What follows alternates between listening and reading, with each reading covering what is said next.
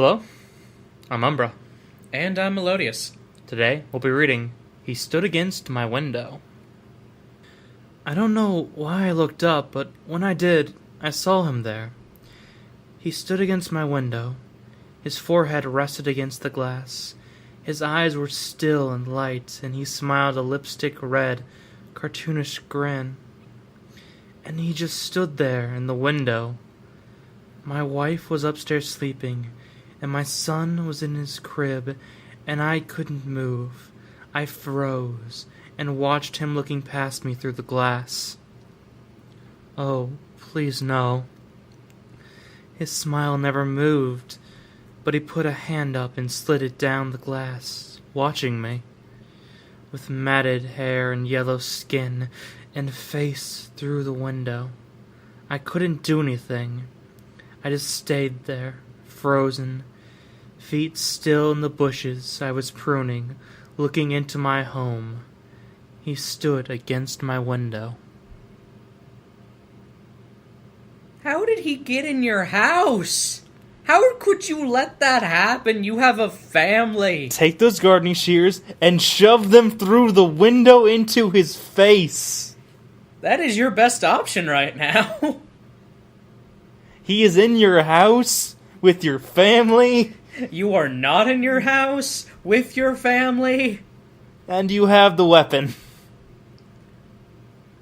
You stab that man in the face with those gardening shears right now, son. Then you call the cops. What the fuck, guy? Lock your doors and shit. This is what happens when you are in these neighborhoods and you don't lock your doors. Dude, I live in a fucking great neighborhood, and I still lock my door if I'm ever going to be outside in a place where I can't see it. Yeah, he's fucked.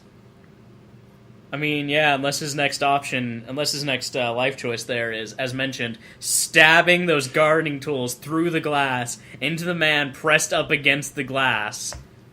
He's, That man's making that grave tactical error right there. Yeah. His vital points are wide open to gardening shear stabbings. So, unless his next move is very specific, he is going to be down one daughter and one son. That is his wife, not his daughter. They're in the deep south. I think the evil clown thing is just fixing the gene pool. Maybe this is not something we should be advising him on. Damn it, Jedediah, how'd you get in my house again? I told you we ain't kin no more. Not since Mom. I can't. Not since Sister Mom disowned you. We are sorry to all Southerners who are not inbred, which we know is probably most of you. But for those of you who are, you probably don't have internet, so... Good God, I hope you don't have internet. Anyway, why is this good and other things are bad? Well, that one had a perspective flip at the bottom there. Yes, it did. You expect him to be indoors, and he was not. Like, most of them would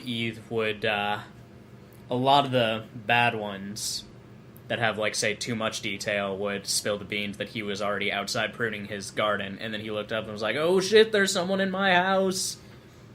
But, it didn't do that. Hi, you're in my house. Leave. Leave my house.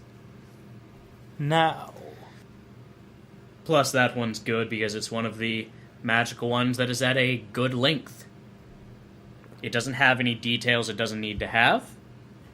It just has everything it needs. What you're saying is this has gone through an editing process, and others haven't. This person, whoever they may be, realized that proofreading was their friend. It always is, and always will be. Thank you all for joining us. Thanks for watching.